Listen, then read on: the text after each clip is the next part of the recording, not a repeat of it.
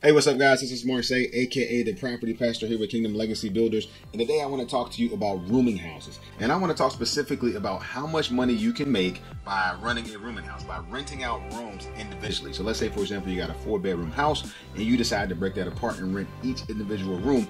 I want to go over the numbers. It's all about show me the money, show me the numbers. I want to go over 3 main factors that dictate how much money you can actually make with a rooming house. And then also I want to share a little bit about how much I'm making with this portion of my business. Now, I currently own 4 rooming houses. I have 12 total properties in my portfolio, but 4 of them are rooming houses. And I think rooming houses are a great way to build that portfolio up, but they've been a good performer in my overall portfolio. They've helped me to really scale my business. And I think they're a great way to get started. I think they're a great way to kind of grow your portfolio. And one of the reasons why is because they are plentiful, right? So you can take a single family house, divide it up and rent out the individual rooms and really boost your cash flow. So I'm typically making about $600 to $800 a month, depending on the house makeup, depending on the utilities and things like that. But typically, if I'm going to buy a rooming house, I want to make a minimum of $600 on a rooming house. Sometimes I make more, but it really depends on 3 main factors that I want to talk about. Now, the first factor is the number of tenants that are actually in the house. So if you have a house that you're only renting out 3 rooms, then that's going to dictate how much you have. But then on top of that, if you have a house that you're renting out 6 rooms, granted, your income is going to go way up on that house. Now, you may be saying, well, I just need to go buy a house that's got 6 bedrooms, or maybe I should double up. Now, before you do that, you got to be really careful about your local codes. I made that mistake before where, I thought I could do a 5-bedroom house. I actually bought a 5-bedroom house thinking I could put 5 people there. Well, the local code will only allow me to do 3. So that really kind of messed me up on that property. Fortunately, I was able to get a premium for rent, so I was still able to have some pretty good cash flow out of it. So it went from a cash cow to a solid performer. Now, I typically charge between $500 and $700 per room.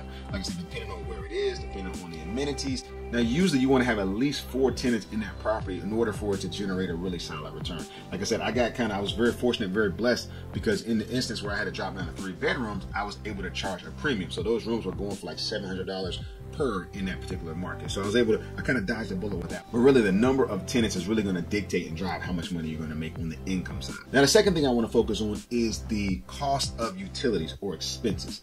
So when you start looking at how much it's going to cost you to operate that particular rooming house, the utilities is a variable cost. Now, if you have a tenant who's living in that house, they're not going to care how much water they use. They're not going to care about cutting the lights off.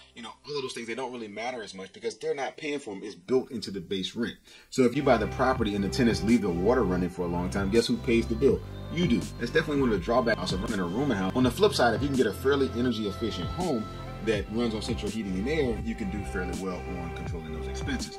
What I found is that older homes tend to have higher utilities. Now, these homes may not have central heating and air. They may not have insulation underneath the house. They may not have it in the walls. That property may just be very energy inefficient, which can drive your energy usage up. The other thing that can drive it up is water usage. So if you have a washer dryer in the unit itself, your water usage, your consumption is going to be much higher.